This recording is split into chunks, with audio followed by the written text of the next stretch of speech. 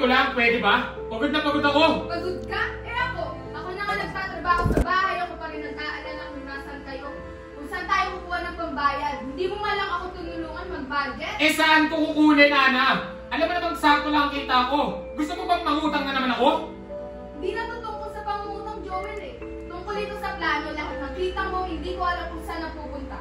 Lagi ko na lang gastos na hindi ko alam. So ngayon ako naman ang may kasalanan. Hindi mo ba nakikita? Ako lumalabas para kumayod. Hindi ako nakapagpapahinga. At hindi ko rin naman sinabing tamad ka. Ang sinasabi ko, Every child deserves love, support, and safety.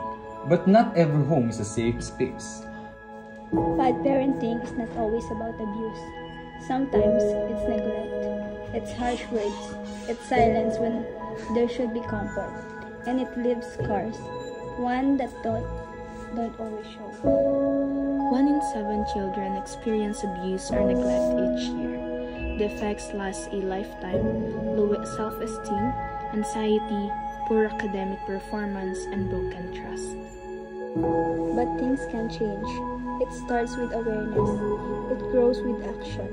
If you see sign of bad parenting, speak up. If you're struggling, ask for help. Because how we raise our children shapes the world we live in. It doesn't have to be this way.